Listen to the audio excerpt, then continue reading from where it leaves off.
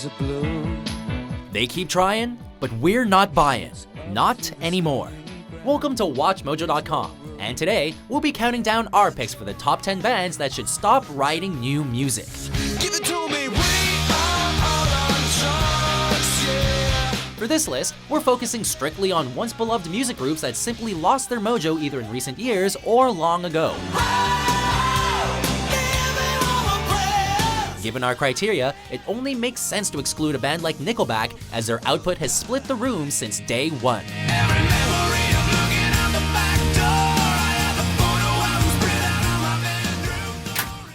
Number 10. Black Sabbath.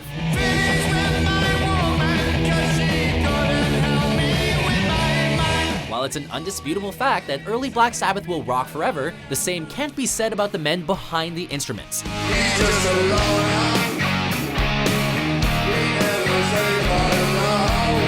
Whether it's the overexposure of Ozzy Osbourne through a decade of reality TV, or the heaps of drugs and booze that have filtered through his system since 1970, or the band's general iffiness since the Dio years, it's hard to get overly excited about new Sabbath material.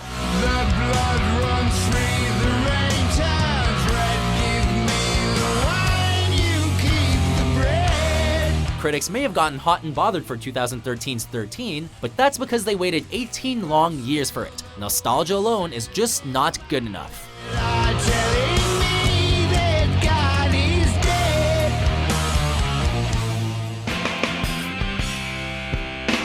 Number 9.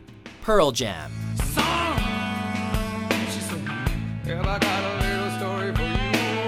Yes, 10 was one of the best albums of the 1990s, and Pearl Jam was one of the finest bands of the 1990s, but it's just not the 1990s anymore.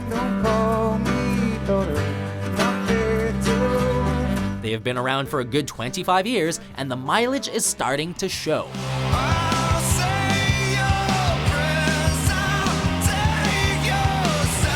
They are still massively popular, and with a vocalist like Eddie Vedder rightfully, their new stuff isn't that bad. But it's just not what it was. Every band grows, but sometimes they just grow too far from where they started.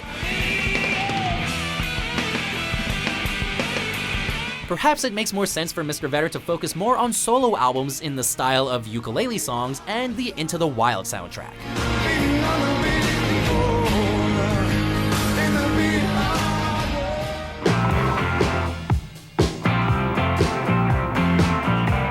Number 8.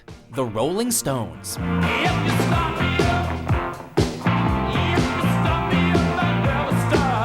It's cliche to make old man rock star jokes about Mick Jagger and Keith Richards, but it's cliche for a reason.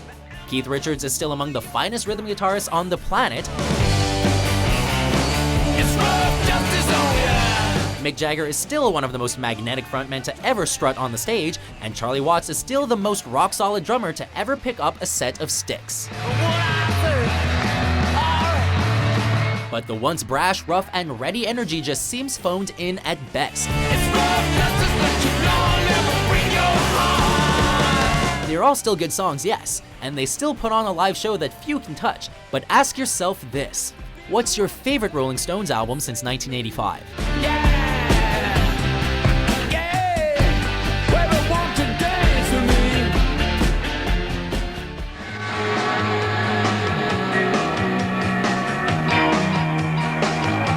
Number 7. U2.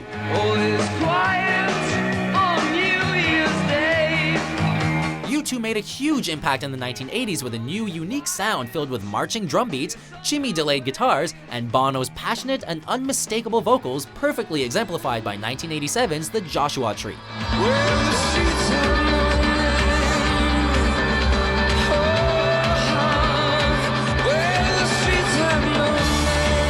The band then spent the 90s finding success through constant creative reinvention. But then Beautiful Day happened. While it was a great song, it also marked a regression in the band that saw them resting on the laurels of their traditional sound and seemingly afraid to mix it up like they once did. It's a testament to a band's glory days being past when a free copy of their latest album causes massive, negative hysteria. I was young, not dumb, just wishing to be blinded. Number 6. Weezer. Yes, honey, it's drowning my icebox. Like overdriven Marshalls, River Cuomo's Nerdy Glasses, and self-titled albums, not understanding their fanbase has long been part of Weezer's MO. Revered as a modern classic today, Pinkerton was a dud in its day, creating a state of confusion the band has never quite escaped.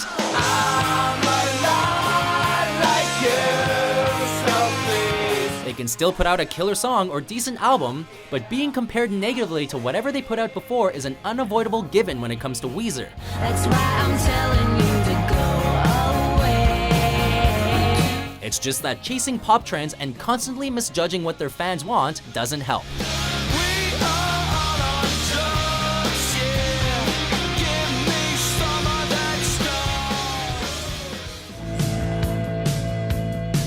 Number 5. Def Leppard.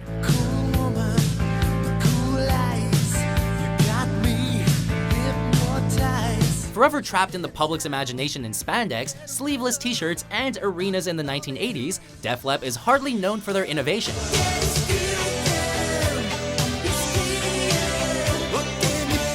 True survivors who overcame drummer Rick Allen's potentially career-ending accident and the later death of underrated guitar slinger Steve Clark, the band never quite recovered from the death blow to glam metal that was the Nirvana-led grunge movement.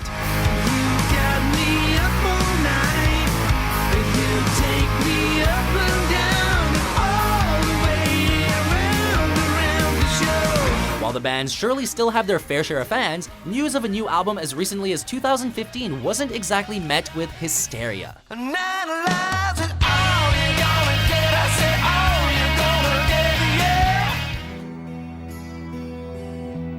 Number 4. Metallica. The Black Album upset their thrash fans. Load and Reload upset their Black Album fans.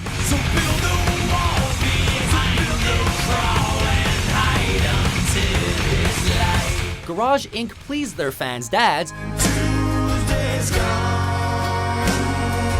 But post-2000 releases like Saint Anger and Death Magnetic just seem to piss off the remainder of Metallica's fan base once and for all. Saint Anger round my neck. While their documentary Some Kind of Monster showed their vulnerable side, it also showed their vulnerable side. I mean, there's nothing worse than when I have to go to him and play the new record and know there's something on there that sucks.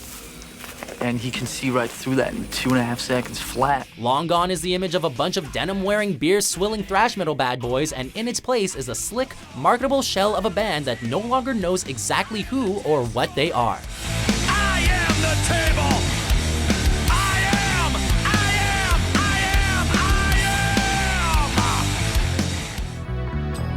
am. Number 3. Bon Jovi.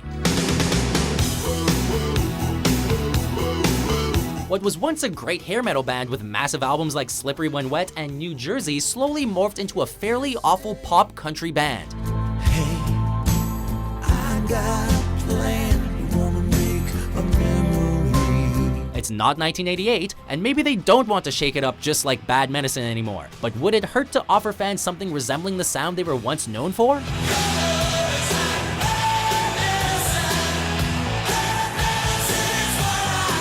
The band's new music may not be dead on arrival, but it's certainly wasted and wounded. It's almost like somewhere along the line, Bon Jovi and John Bon Jovi's solo career merged. A worry not put to rest with guitarist Richie Sambora's dismissal in 2013.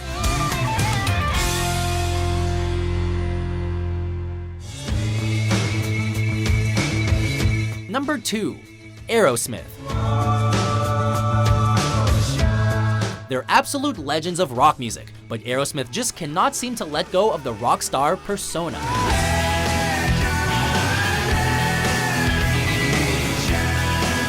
If they could stop trying so hard to be relevant and focus on the actual music, they just might actually be able to revitalize their careers, considering the vocals of their lead singer.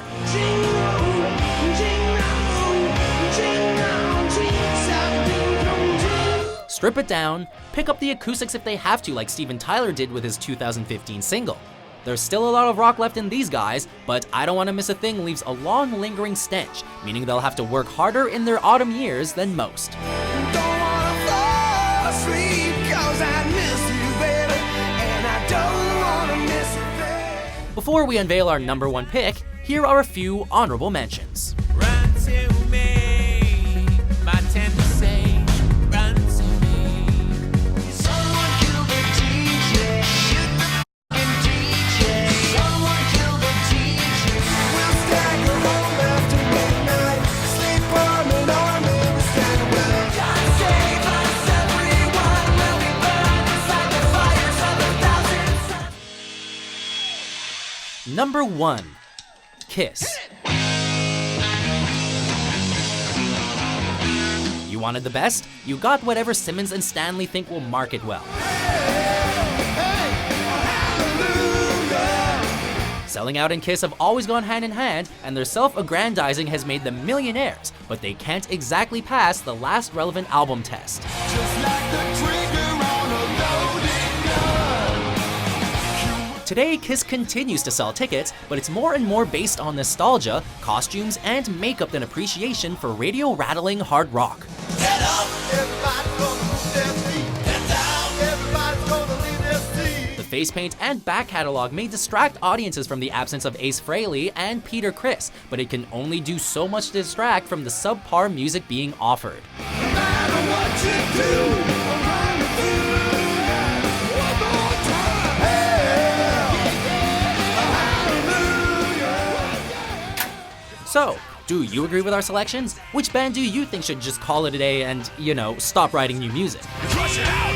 Never gets respect. For more mind-blowing top 10s published daily, be sure to subscribe to WatchMojo.com.